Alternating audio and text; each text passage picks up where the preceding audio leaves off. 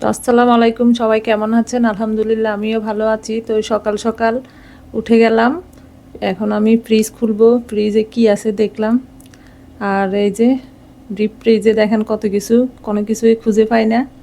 তো এই এক প্যাকেট গরুর মাংস নামাইলাম, একটা দুধের বোতল নামাইলাম, এটা বাড়ি থেকে নিয়ে আসছিলাম। এখন সকাল, এগুলো আগে সব বাইর করা হয়েছে। তো এখন ফ্রিজের উপরে আবার ঠিকঠাক করে রাখলাম, একটা ফলের ঝুড়ি আছে। তো এখন আমি এগুলা ভিজাবো, আস্তে আস্তে গলবে। এটা সিনার মাংস, সাথে ফ্রেশ মাংস আছে। এই তো ভিজানো শেষ। এখন আমি ঘরের দরজা জানালা খুলবো। এই যে বাইরে খুব সুন্দর রোদ উঠছে আজকে সকালবেলা। তো এখন এখানে মাছের একুলিয়াম আছে, আমি মাছকে কিছু খাওয়া দিব, কারণ প্রতিদিন সকালে ওদেরকে খাওয়া দিই।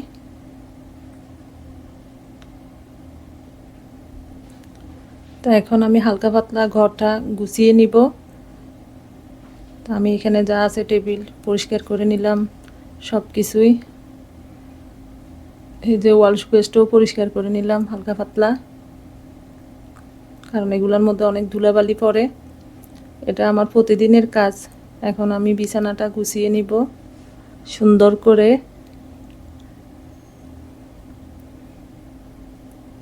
এখন আমি আসলাম রান্নাঘরে, আমার কাজ সব শেষ, এখন আমি রান্না করব।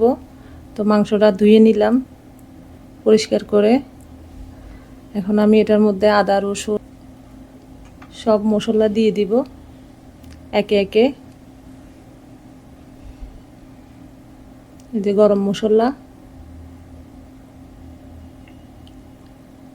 তেজপাতা, এলাচ, দারচিনি দিয়ে দিলাম। এখন লবণ দিয়ে দিব, এখন তেল দিয়ে দিলাম, দিয়ে এখন ভালো করে হাতে মেখে নেব। শেষ, এখন একটু পানি দিয়ে দিলাম। এখন ঢাকনা দিয়ে চুলায় বসিয়ে দিব। এদিকে আমার ভাত বসিয়ে দিলাম, ভাতও প্রায় কাছাকাছি।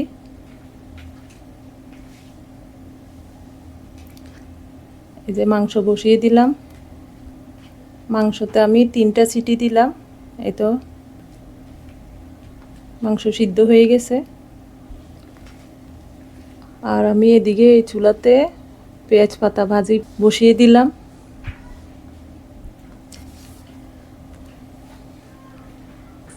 তাই এই ছিল আজকে দুপুরের রান্না। কেমন হয়েছে অবশ্যই জানাবেন। আল্লাহ হাফেজ।